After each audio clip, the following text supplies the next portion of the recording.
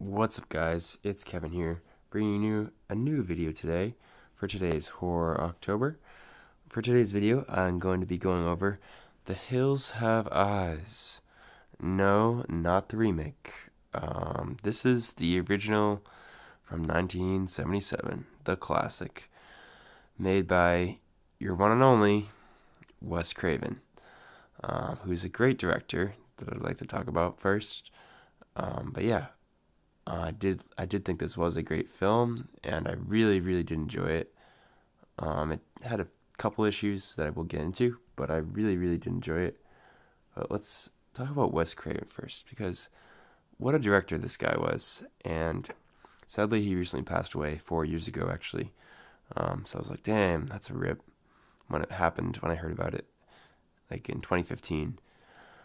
But like, I think he actually belongs on the horror Mount Rushmore more than Sam Raimi does, because Sam Raimi like directed some great horror movies, but like he's not really a horror director, and like Wes Craven kind of like revolutionized like certain types of horror movies with like different horror movies that he directed, with Scream and Nightmare on Elm Street, namely.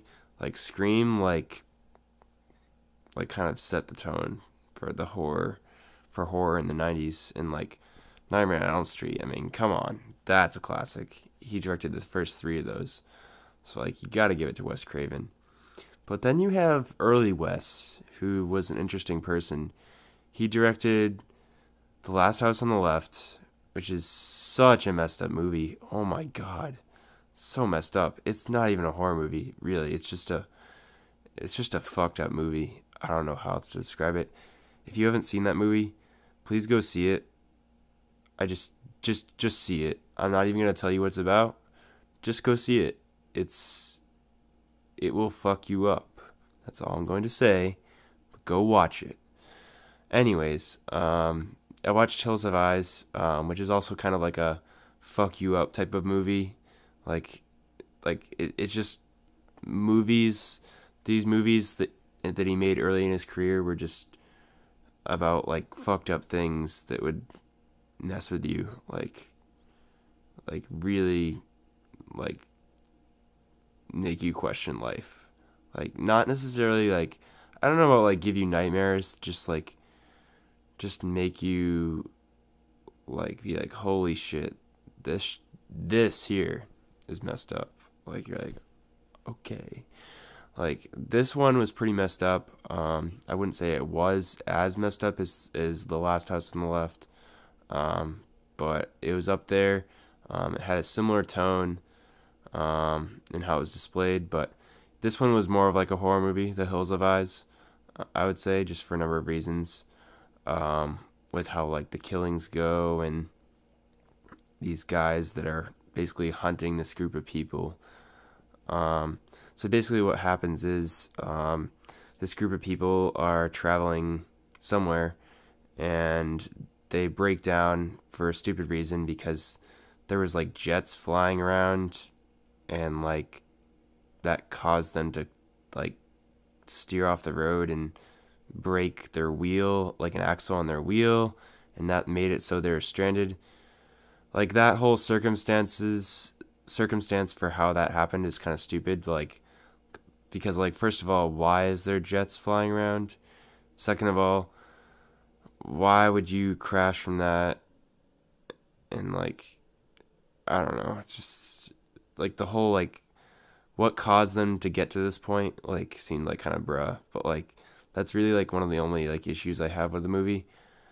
But like but yeah, basically they're just like stranded for a while, and it's pretty terrifying because there's these guys that are cannibals that are lurking in the hills. So, I mean, the name of the movie is pretty damn appropriate, if you ask me. The Hills Have Eyes, because the people in the hills are watching, and they have eyes. So, the hills have eyes. So, like, and like these people are stranded and have no idea what's coming for them, and like they have to deal with these people that want to kill them, essentially, and eat them, because that's how they survive, is they eat people, because they're just people in these hills that live in this area and just cook people and eat them, because that's what they do. Um, yeah, it's pretty messed up. I mean, I guess there's more messed up things than that, but I think it's pretty messed up, what these guys do. And like, you have this one of the actors who plays like a henchman. His name is Michael Barryman. He has like a kind of like a deformed face, like his actual actor does. So like, he fit the role of, his character's name was Pluto, and then the other guy was like Mercury, and then there was Mars. They were just like named after different planets, I guess. But yeah, it unfolds pretty crazily. It starts out with like a dog dying, and then like some parts this movie, granted, is from the 70s, but like some parts of this movie, like where stupid things happen, and just like stupid things happen where like people just are really dumb for the things they do, which is like typical in horror movies. But I guess I gotta cut it a little slack because it's from the 70s. But like, still, like this guy like he didn't get killed for this, luckily, which is nice. But this guy loses his dog and tries to go find it. He chases after it like really fast, like not smart. And then he hears it scream, and then he proceeds to investigate what happened to it, which that right there could have been a death sentence by like, trying to find out what happened to his dog. And he sees his dog was killed, was one of two dogs that he had. And he sees his dog was killed, and that prompts a guy to start chasing him. But luckily he got away. But like, my God, like some people are just like so dumb when it comes to like trying to find out about something. Like they'll always like try to investigate. Like, ugh. Like, and like there's other little like nuances in this movie that I feel like where people weren't quite that smart. Just when it came to like defending themselves. Like when they finally get back, when this guy, Bobby, finally gets back to the trailer. Bobby was a yeeter, by the way. He was clutch. He came in the clutch, I will say right now. But when Bobby gets back to the trailer, he finds out this guy is in there. Michael Barryman, Pluto. He was taking all their stuff, and he ends up killing one woman immediately, and then also another woman who bleeds out.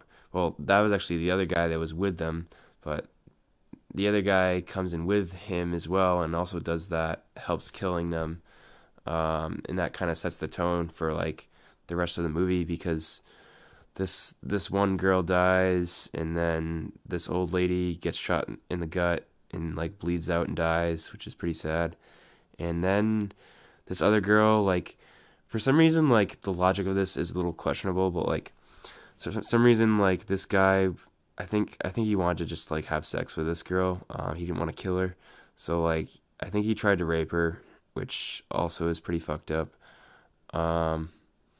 Yeah, like, he didn't want to kill her for some reason. I think he wanted to rape her. He was trying to, I think. But she didn't die, but she was, like, scarred, like, really heavily by all of it. But yeah. Sometimes the logic of that is a little questionable. Like, you would kill some of them, but not all of them. But, I don't know. It's a killer, whatever. But, like, but then, like, she tries to defend herself, actually, because she slides her a knife, and she stabs him in the leg. Now, I really, really wish she could have stabbed him in, like, the throat or the stomach or somewhere more meaningful, but, it is what it is. She still injured him, injured Mars, who's, in my opinion, the creepiest one of them all, who killed two of the women. And, Pluto was helping them as well. He was also pretty creepy.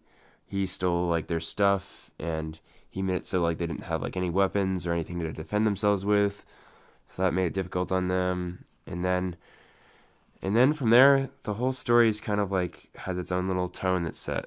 You know, like they have a child as well, like a little baby that gets captured also, along with all the other stuff. So now they have to try to get the child back without it dying. And, you know, these bad guys are like holding it hostage to try to like threaten them. So like now they have to find a way to get the kid back.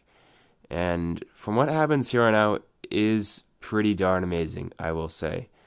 First of all, you have this guy, fuck, I forget his name. God damn it. But you have this guy and his dog, Beast. Beauty died, but Beast was still alive. I know, interesting names. But Beast was still alive, so that's cool. So him and Beast end up like working together to fuck these two guys up that were planning on ganging up on Bobby and this girl that he was with, because they were the last three survivors. So this other guy went out on his own to try to like gang up on these other two guys, figure out a plan to like stop them. And it's pretty awesome. Actually, it's not that awesome because I had an issue with it because the dog was incredibly smart. First of all, the dog was smart enough to push someone off a cliff and kill them. So that was cool of the dog. But like, holy shit, a dog is not that smart. Or maybe they are, I don't know. But as I tell you more of this, you're going to think, okay, that's really not smart. So the dog pushes a guy off a cliff. And he also grabs a radio in its mouth and brings it to them so they can use it. Like, okay, really smart.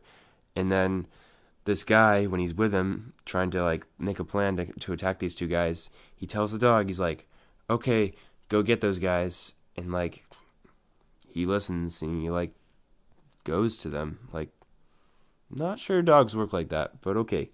Do they know English? Like, do they understand English perfectly and know exactly what to do when they're told something?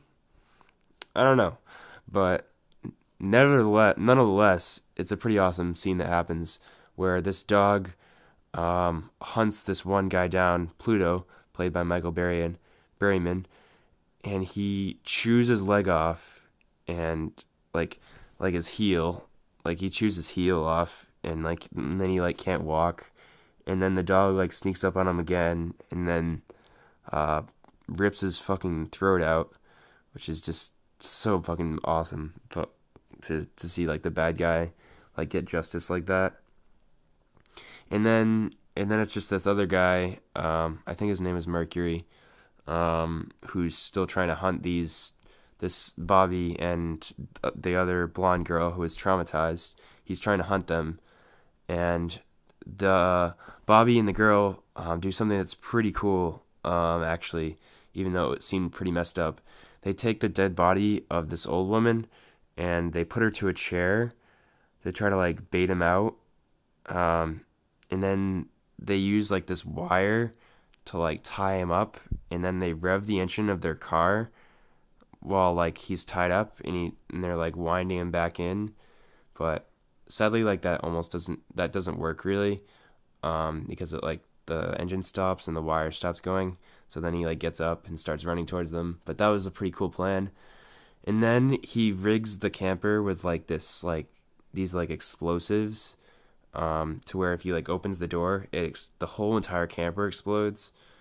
So like that was pretty cool. And just like, you think he was dead, but turns out he wasn't. And then like finally like this other girl like axes him to death while Bobby was almost getting killed, which is pretty badass and heroic. And then you have this other guy who after his dog killed Pluto, they were pissed. They wanted to kill the baby now. So now this other guy had to save his baby. And there was actually a woman who had kind of joined this group of like cannibal people, but like wasn't really like bad like them, and she wanted to save the baby probably because she, you know, had that like motherly instinct, like, oh my God, it's a baby, like I don't want it to die, and just like she was also just more good in general, so she wanted to keep it alive because that's just like inhumane to just kill a baby like that. So she did what she could to keep it alive, which is cool. And then the other guy came in and they both helped to save it from this other guy, Mars, who is still after them, and they just work together and kill him using like a rattlesnake, and he throws like rocks at him, and like he ends up like stabbing him in the end and just slaying him. And then the movie ends. That's it. Like, okay, cool. The good guys won. I guess that's it. Like, okay, no like rescue, no like how do they get home? Like what happens to them? Like do they get to go back home? Like I don't know. But like they won. So that's cool. But they were stranded. They were most certainly stranded, like badly. Because like their car was still broken down, and yeah, unless they get like a new tire to fix like the axle problem, they wouldn't be able to go anywhere. So like you kind of like wonder like, okay, like where do they go from there? But with that being said, they did have like more food and stuff, and you know, like they probably could have figured out a way out, but just keep walking, I guess, and yeah, found a way. But like it gets pretty gruesome at parts too. I gotta say, like with like this father getting brutally murdered, he gets like burned to death and cooked and eaten. Like that's fucked up. And like you know, I did have like another issue with this movie where like a lot of it was spent in the dark. I know that's like petty, but like a lot of it was like really dark. It wasn't like that bad, but like a lot of it was like really dark, which just kind of made it like kind of hard to like to watch sometimes, just with like just to see like what was going on. Like so when it finally gets light at the end for like the final battle, it's pretty cool. But like it all at the same time, like, you know, it being dark wasn't all that bad because this movie is actually genuinely scary with like the whole concept that it uses with, you know, people being stranded in the middle of nowhere, being hunted by you don't know what, like you don't know at first what they're even being hunted by per se. Like they're just being watched, hunted by something, and you don't know what it is. But also, another thing to note, there is a Hills Have Eyes Part 2, also directed by Wes Craven. So I'm wondering if maybe that's a continuation of this story of these three people who are still alive. Maybe it's like them like trying to make it home. I don't know. But nonetheless, the three of them survived and the baby, so that's four of them. And this girl seemed good too, kind of. She was kind of upset when Mars died though, like when this guy killed him, even though she was helping him. So that's kind of an interesting perspective, I guess. But yeah, sorry I'm talking so much about this movie, but I just had a lot of things to say about what I thought about all of it, and I really did like it a lot. For the most part, I think it did have a little bit of trouble getting going for the first like 8 minutes or so. Not that long, but like you're just kind of like wondering like what's going on here, because like it's at first it's just like this guy in his shack, like who's taking this girl in, and then she wants to run away, and the girl was, you know, the person who like joined those cannibal people. So you're like, it's just kind of like, what is this? But then like you see the family traveling, and you're like, all right, I see where this is going. But it's whatever either way. It's all good. I'm sorry this video is so long, but yeah, I'd have to give this movie a 9 out of 10. It's quality. It's a solid film for sure. Yeah, I'll have to watch the Hills Have Eyes Part 2 as well. But yeah, this was a really good film. Either way, hope you guys have enjoyed this video. I'll see you guys in the next one.